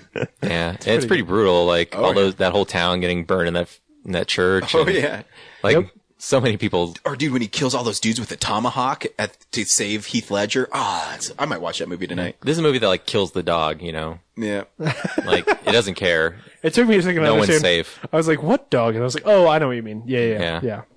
And I also rewatched Teenage Mutant Ninja Turtles 2014. Yeah. Oh. Why? Because it's free on Netflix, and I was like, oh man, I figured I'd give it a chance. Got it for $4 at Tradesmart. And Yeah, it didn't improve. It didn't. Fuck. It's like sitting on my shelf because of my comic book movie. You didn't stuff. watch it yet? I haven't watched it yet. But re-examining it, I was able to, hate it more, but also dilute it down to the fact that the whole movie is just people explaining shit. Like, no one discovers anything. They just go into rooms and talk to each other and tell each other the story. Yeah. It's so lazy. That's my biggest beef with it. It's a lazy film. The biggest thing I remember from that is when Donatello is in they're captured, and he's able to mouth or point at adrenaline to shoot into the canisters or whatever they're in. It's like, what the fuck? That doesn't make any sense at all. That's the only thing I remember. I do remember, I think, is the scene where they're going down the side of the mountain still pretty cool? No. No? It's clearly like a CGI It's so fest. CG that it's like... Damn it. Yeah. It's the longest mountainside ever. And then it ends in a sewer, doesn't it? Yeah, there's a sewer line that goes straight to New York City. So you guys remember this way better than I do. Yeah. Maybe that's Well, I just probably, watched it. Well, when's the last time you saw it? Only in the theater? In the theaters, yeah. Yeah, well, I remember it was in the because- trailer. I was gonna say, like, the thing I don't like about that movie is that it's not fun. Like, my biggest beef is that I don't have fun with that movie. Yeah, it's not fun. It's lazy. It could be as lazy. I like a Transformers movie. I'm the easiest person to win here. I don't care about Teenage Mutant Ninja Turtles that much. I like Transformers movies. Like, that means it should be really easy for you to make a TMNT movie that I like. So, how did you screw it up? Well, you got another chance next year, buddy. Yep. Yeah. Hopefully they'll. Oh, I know how. They didn't make it more fun. It's not directed by Michael Bay. That's why. That would have made it better. This one wasn't directed by Michael Bay. No, I know. That's what I'm saying. That TMNT movie would be better if it were directed by Michael Bay. A lot of hero shots. Yeah. Slow motion, like slowly spinning across the camera. The jokes about Megan Fox's ass would have been better. More sexist, but better. Because there's like that scene where they're in the van. Yeah, I remember. Yeah, okay. I'm Exactly. just saying, there's dumb shit in that movie. I'm a 33-year-old man, and I was like, This is stupid. that's not okay. No, none of it's okay. I'm just saying, like, yeah, all aspects of it would have been better, even the stuff that's shitty and offensive. And I want you to watch the DVD because I want to find out because there's that action figure of Raphael in the trench coat that they made, and then there's the behind the scenes of him wearing it on set, but it wasn't in the movie. So is there like a deleted scene on the disc? Yeah, I'll have to check it out. But watch the DVD because that way it'll be grainy on your screen and you won't be able to tell how bad the CG is. Yeah. And then the last thing I watched was Tim Burton's Sleepy Hollow, which was meh. Yeah. Like, the idea is cool. I love how violent it is, because I just recently watched it too, but you're just like, meh. But Christopher Walken is the headless horseman with the weird teeth and everything. Yeah. Just looks goofy and I don't then know why he has the teeth. not terrifying. Well, yeah, that's because it's Tim Burton. Like, he doesn't know when to stop. It's cool when the horse like jumps out of the tree. Mm-hmm. But yeah, everything else is just so bland. Like even everything's so black and gray in town. No, I agree. And none of the character, like there's all the townspeople, nothing really stands out. And then again, the very end of the movie, I don't know if you remember, but like one of the women in town was actually a witch. Yeah. And she again like does the James Bond villain thing where she talks her whole plan to Christina Ricci, and you're just like, yep, but yeah, it's the stepmother. it seems like they're trying to wrap up a bunch of stuff because they ran out of money or something. Yeah. There's parts of that are cool. I think the character of the Headless Horseman looks badass. Yeah, when he jumps up on the bridge, like they're waiting for him, like, oh, he can't cross the bridge, so he obviously would just go over it. Yeah, there's some cool moments in it, but yeah, it kind of just falls apart. You're right. Yeah. And there's some really cool, like, head effects, like people's heads getting chopped off, where, like, in the same shot, where they're surprised, to have get lopped off, and it looks pretty convincing. Yeah, the part where he drags a dude out of the church is really cool. Yeah, it just doesn't end well. Because it gets too Tim Burton-y. Yeah, and they have that escape thing on the windmill. Yeah, it just seems like really convoluted setup. Yeah. So yeah. Cool. James? So I've really only got one thing this week. I watched a movie called The Apartment, which is an old Jack Lemmon movie. Oh, yeah. And I went into it sort of expecting like, it's an old 1960 film with Jack Lemmon. I was like, oh, okay, it's going to be Some Like It Hot, or like, it's going to be one of those comedies, right? And it is not. It's funny. It's really fun, but it is way more dramatic than I expected. So The Apartment is the story. Jack Lemmon plays this guy who, works at a desk job downtown in New York, and he's got an apartment near his office. And he works late every day because his bosses all use his apartment to have sex in. And this is the actual plot of a 1960s film, and they are like pretty upfront with what is going on, which I found the amount of like risque and slightly taboo stuff that's in this movie kind of interesting, because I was like, wow, I wouldn't have expected this from a Jack Lemmon, 1960 film. So what happens is his bosses all really like him because they let him have their affairs in his apartment, so that way they can be downtown, and then once they are done, they go home to their wives and families and whatever. Which again, they are very upfront about, like, how skeezy and kind of shitty these dudes are. And so when they're at his apartment, he's like, he gets locked out, and he's, wandering around in the rain because he's got to wait for these guys to leave, and then, like, they forget to give him his keys, and it's just, like, a horrible pain in the ass. Like, his life is just miserable because these guys are always in his apartment and he can't use it. And they come in, like they'll joke about having eaten all of his food and like, oh, you don't have those crackers I like anymore. Like, you gotta go get those cheese crackers again. Those are really great. He's always gotta buy more booze because they drink all of his booze. But they all really like him, and they're getting him promoted at work. So finally he gets promoted, and his new boss, he goes to meet with his new boss, and his boss is like, I know everything about what's going on. Like, you guys haven't pulled one over on me. Like, I know everything that goes on at this business. Like, I've heard about this apartment. Like, tell me what's going, like, you need to just be upfront. And he's trying to, like, hide it and whatever. And finally his boss is like, look, here's what I'm going to do. I'm going to give you, this is going to stop. You're going to stop letting them use the apartment. Okay? And Jack Lemmon's like, okay, fine. He's like, now, I've got 2 tickets to a show tonight. I'm going to give them to you. And you're going to give me the key to the apartment. So now he's got this same deal with his new boss. And what it turns out being is that his new boss is having an affair with the elevator lady, Shirley MacLaine, who Jack Lemmon is also kind of in love with. And that's where the movie, like, you think it's just going to be like that kind of a comedy, right? Like, oh, this is kind of wacky. But the truth is, it starts digging into the emotional state of Shirley MacLaine as she figures out what's really going on. And she, like, almost tries to kill herself. Jack Lemmon's got to help her through all this stuff. Like, it turns into more of a romance and more of a drama than I certainly expected. I think it's really good. I think it's a great movie. It's about 2 hours long or a little bit less. I think I watched it. I got it on Amazon, but it's not free anywhere. But totally worth a rental. Probably one of my favorite Jack Lemmon performances. I think he's really good in it. And so, yeah, I would highly recommend it. I think it's pretty cool. Just interesting because it wasn't what I anticipated. Probably actually a lot better than what I anticipated. So, yeah, I think it's worth checking out. Anyway. Classing it up. That's what I've seen. Me and Brad watched, Digging Up the Marrow and TMNT 214, and you're Green watching Hornet. The Apartment. Yeah. Yeah. What does that say? Right.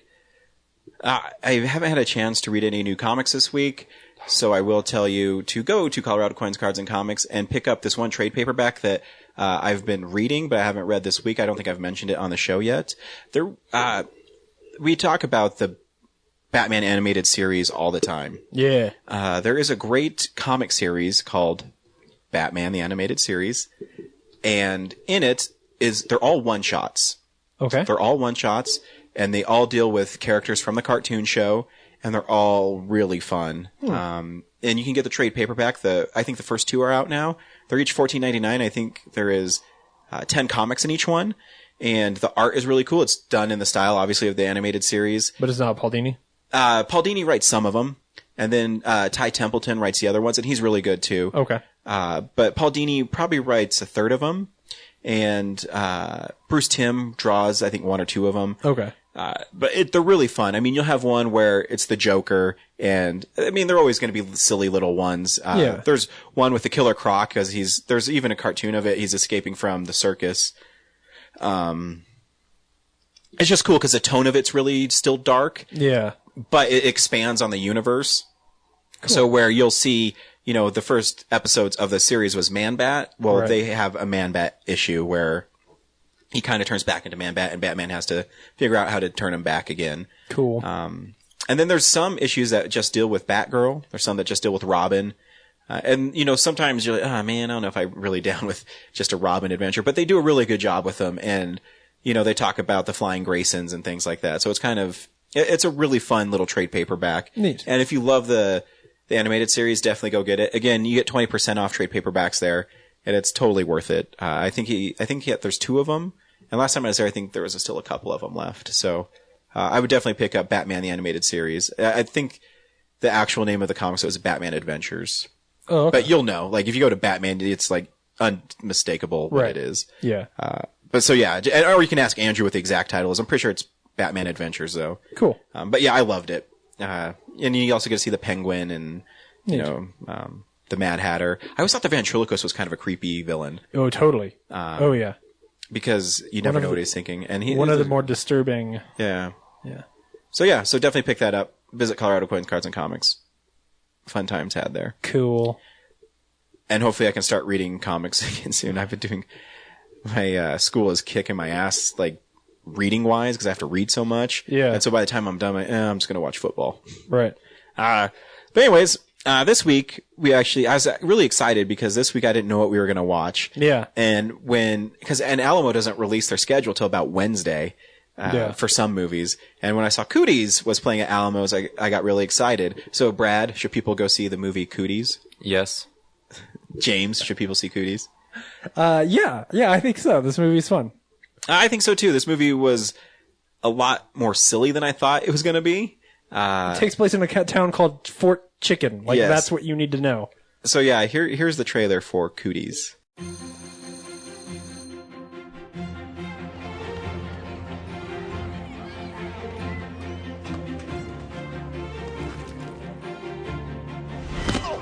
Watch it! Sorry, didn't see that. Well, maybe you should take in your surroundings more. Yeah. You are so ugly. You look like you got chicken pox. If chicken pox is made out of hemorrhoids. You listening to me?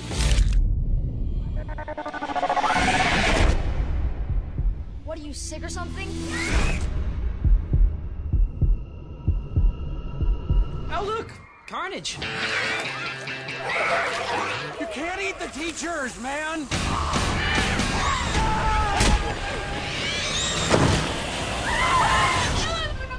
Wait! He's not like the others! Please explain to me what's going on! That girl Shelly has cooties.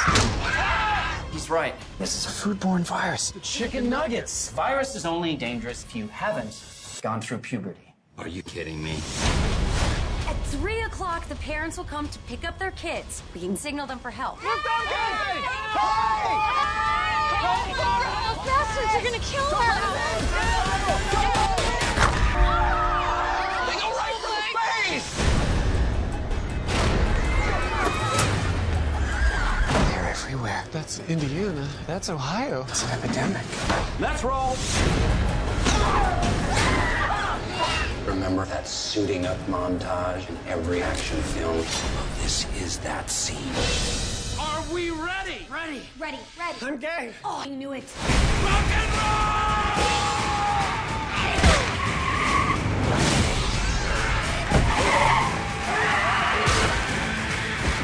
Let's play some dodgeball! Nap time, mother.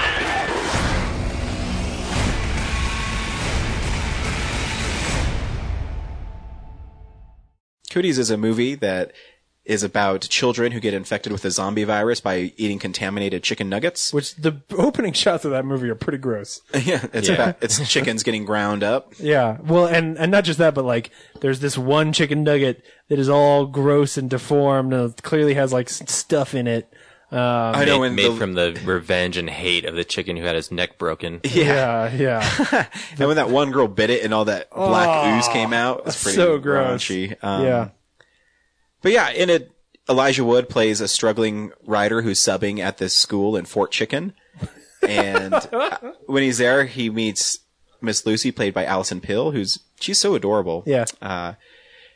Rainn Wilson is in it as well as like Wade, her boyfriend. Yeah, Wade. PE teacher. Wade. Yeah, he's the PE teacher. He's a PE teacher, and he kind of. Everybody knows the guy who lives on their past high school glories. You know, he is a 3-time all-state player, state champion. He starts off as that cliche, but they add some more depth to him. Like, they redeem him for sure. And the movie is kind of goofy. I love that it doesn't take itself too seriously because you really have a movie about zombie kids. Yeah, like the fun here is that you're going to watch a bunch of kids pretend like they're zombies and try to attack, adults. Yeah. And eventually watch adults beat the shit out of kids. Yeah. But it's funny too because the movie has, I love the random people that show up. I mean, my favorite bit from it was, follow me, I know CrossFit. Yeah. It's annihilated. Yes. Oh god. Instantly. I think my favorite one might be when is it Patriot? Yeah, No. Patriot. Well, but whenever the zombie breaks in and attacks one of the teachers in the teacher's lounge, and they lock it into that cabinet, and the one guy just screams, "Who the hell was that?" Like, because it's this actress we haven't seen in the movie before. She just appears so she can get eaten by a zombie. That one I really loved. Or when Badger, the police officer, shows up. Yeah. Oh man. Sheesh. Yeah. But you got to know in this movie that if you go into it and you don't think that the idea of Rainn Wilson clotheslining a little girl is funny, you're not going to like this movie. Like, that's got to be, you've got to understand that. That's like how shitty they makes like a lot of the kids. It makes them funnier. Oh, yeah. Like as soon as Elijah Wood shows up at school, like there's the one kid arguing with his mom. He's like, "Fuck you, mom." No, fuck you. Was that Patriot? Do you think? Oh, it might have been Patriot. I kind of want to go back Maybe. and see if that's because he's such a dick. Yeah. Like, he's the worst. I don't want you to human. call me Mr. That's it. I want you to call me by my first name, cunt. Yeah. Because Elle and I together. His name's Clint. It was, the movie's really fun. I love the line in the last 30, or no, while you were saying that, I looked at like 1,000 tits on, like, however he said that line. Because he's just like sitting there surfing the internet on his phone. Oh, man. Yeah, the movie's kid's the worst. It's actually better than I thought it would be, too. Yeah, me too. I mean, I had a lot of fun watching it. I mean, it's really violent. Yeah. They don't pull the punches like on the kids. Yeah. It's not the most sophisticated gore. Like I don't know that there was any. I mean, honestly, I think that like Turbo Kid is gorier and more effective in its gore than even this was. It's Patriot's face at the end with his jaw hanging off. It's a pretty that sweet was effect. that was pretty good. Yeah, Because there were some like teachers getting their guts ripped out effects that were like, oh, it's clearly rubber and stuff. Oh yeah, yeah. But yeah, Patriot's face at the end was sweet. And it seems like they were limited by what you can do to kids and for how long. So there's not a lot of kids with super gory Yeah, because I mean, you don't want to make it uncomfortable. You know what I mean? Right. Because you're still. They never really dealing with- seem like dead kids. Right? They Yeah. never really seem like zombie kids. They just seem like evil kids with a virus, right? Yeah. The writer for Scream, what's his name? I mean, Saw, Lee Guano. Yeah, he's pretty funny in it. Yeah, he was reading the book How to Talk to People, and it's bring up Is that who how to that have is? a conversation. Yeah. Yeah, he's Oh, from funny. the first Saw. Oh, that's funny. Yeah, he's great. Man, everything he said, like he becomes maybe my favorite character in that movie. Which added extra layers to the little girl on the tricycle who just like the jigsaw dummy. Oh, Yeah. interesting. Oh, Yeah. I didn't think of that. No, he had a lot of funny lines, and it's funny. He's just, oh, that's the writer, so that's why he has the best lines in the movie. But even in the background, if you watch him, he was pretty funny. He was trying to get comfortable all the time, and it was pretty fun. I was pretty impressed with how funny the movie was. I kind of felt like the ending, they ran out, they didn't know where else to go. Yeah. Oh, totally. So they just sort of stopped. I feel like their solution was just like, well, maybe we'll set up a franchise and there'll be a sequel, so let's keep all the characters around. Yeah. And that backlot, I'm pretty sure is the Warner Brothers backlot. Yeah, that's what I was thinking too. When I was watching this, I've seen that before. Yeah. Oh yeah. And like the movie theater had like really recent posters, so one of the posters is for Cooties. Was it? Yes, Oh. they've got the Cooties poster up. I saw there. the Girl Walks Home Alone one, which is like really current. So I didn't see the Cooties one. But that's funny. Yeah, it's like just out of frame. I think you see Farthest the left end one. of it. Yeah. Yeah, and it's weird because the marquee says "Watch the skies." So there was this I got super paranoid at one point because I thought like they get to Danville, and I thought, oh shit, At least it's not for chicken. Hate Danville. yeah. You just keep hearing Alison Pill talk Which is about how Rob much Petrie's hometown. That is. Is it a real town? Yeah. Yeah. Oh, Danville, interesting. Ohio. I don't know if Oh, Fort man. Chicken is, but yeah, Danville is where Robert Petrie is. Oh, from. funny. Wait, so they're in Ohio, and yet when they see Illinois. it's in. Oh, okay. Yeah. All right. Sorry, never mind. Yeah, okay. But still, yeah. So they're looking at the TVs, and they say that's. Oh no, they say Indiana and Ohio. Yeah. Okay. Yeah. That is breaking out Whatever. everywhere. Yeah. I didn't care. I in my head, Fort Chicken is in like an imaginary state, like some cartoon world. It's a Springfield. Right. Exactly. Shit. Now I don't remember where I was. Oh, I got really paranoid because I saw the marquee that said "Watch the Skies," and I was like, "Are they going to make this like, oh well, Fort Chicken had a zombie outbreak, but like." Where the town that they get to is in a completely different movie, going through a completely different kind of cliche thing. I thought it was going to turn into an alien movie and just stop. Like I thought that was going to be the weird cliffhanger, and that would have been way too much and ridiculous. And I'm glad it didn't go that way. I was just being paranoid and weird. Yeah. I kept getting distracted by that marquee. I was like, why does it say that? I love the poster for. I haven't seen the film, but I love the name of it. It's A Girl Walks Alone Home at Night. I love the name of that movie. I heard it's a good movie, but it's also like Armenian, so I probably won't watch it. But yeah, I think it's on Netflix. Right is now. it? I love the title. Yeah. I think the title's great. But anyways, yeah, no, the movie was. I had fun. Yeah, it's a lot of fun. Yeah, it's really funny. And it's September, and I was able to see a movie I enjoyed. Why are all the phones so old? Like, why do those kids have phones from the night? That bothered me. Sometimes I think they do that so it doesn't age the film when it comes out. Maybe, but it looks like it feels like it ages the film immediately. I know that's what Sam Raimi does. If you watch Sam Raimi and all the clothes people wear in his movies are usually not. They're not trendy. Yeah. They usually have brown shoes, jeans. It's Right. a thing he does. I mean, I don't know. I don't know if everybody does it, but. Just weird. Yeah. But I had fun.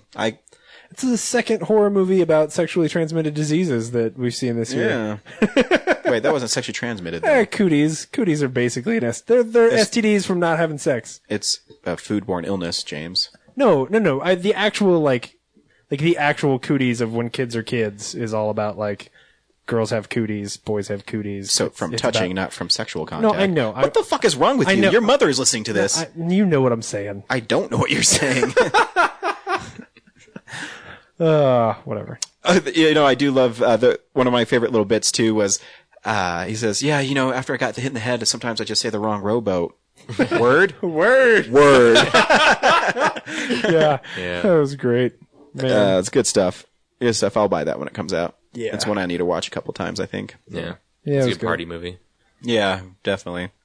Yeah, it's one of those where there's plenty of of silly moments that are setups for really great stuff. So Yeah. even as corny as like the nap times motherfuckers is, as corny as it is, you needed that. Yeah. Like you really wanted to see him like light a bunch of zombies on fire and say nap time motherfuckers. What did he say when he's like telling her that he bought her an engagement ring? Oh gosh. You mean at the It's end? like, just get out. Oh, fuck you. Yeah, right. Yeah. No, it's go fuck yourself. Oh, yeah. Yeah. Her reaction is so good. I love too because most of the characters too were not good people. No. Elijah Wood was the hipster. He only cares about his shitty movie. I know. Yeah. The first one he does when he gets to Kill class. them all. Yeah. Oh, I love the title. Or, about a guy who wants to fuck a boat. He wants to fuck the boat. Oh And yeah. he's like, what about running around like hobbits? Oh yeah. Yeah. I haven't seen people from The sneaking Office around, in that yeah. movie. That feels like an improvised line, just to make Elijah Wood crack. Oh yeah. I'm an orc. Yeah. Right. Yeah, two people from The Yeah, Office. because we have Meredith and Oh, that's Dwight. right. Dwight, yeah. That's funny. I don't know the actress's name who plays her. Do you? Kate Flannery. Kate Flannery. Yeah. I'm sure as a writer you appreciated like her thing of it was good, it was wonderful. Oh, yeah. No. No, be serious. Oh, no. Well, if I have to say one thing, it's this, and this. My favorite piece of it was actually him in the car, like rewriting the first sentence of the first of the first chapter, and then like going through the same nonsense, like to write a shitty sentence, and then ending it with "It's coming along, it's coming along." You're like, no, it's not. You haven't decided whether or not your first sentence is he didn't know the boat was evil. Yeah, the way he says it, it just sounds poorly constructed. Why is there a creepy man in a hat hanging out outside your window? Is he the mailman? Casting weird shadows on the wall. I'm scared. Yeah, it's the mailman. Whoa. He comes by all the time. Here comes Reggie. Yeah. Reggie's asleep in the bedroom. He won't come out. 3, 2, 1. So next week on Real Nerds Podcast. Hey, you got a Game Informer. Sweet. I'll be seeing The Green Inferno. James will be seeing The Keeping Room. The Pussy. Whoa. Because you're too chicken shit to see The Green Inferno. No, I just don't I don't give a shit. I would much rather see The Keeping Room. Well, I'm going to see The Keeping Room with you, and I'm going to see Green Inferno. I'm going to not see The Keeping Room with you. I'm going to sit on the opposite side of the theater. I'm going to go make my own movie. Yep. Right. Brad's going to be busy. Thanks for listening. Cool. We'll see you next week. Bye. Bye. Nap time, motherfuckers.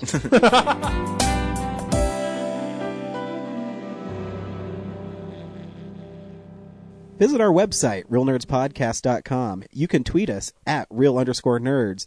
You can email us even, realnerds@gmail.com. Like us on Facebook. Hey, stream us on Stitcher. You want to call us? 720-6nerds5. And download us on iTunes. Just search Real Nerds. Thank you, Joe Kempter, for the wonderful voiceover. And also Spark Mandrill for the wonderful late-night jazz smooth sounds of movies. You can find them on SoundCloud. This has been a Nebulous Visions production.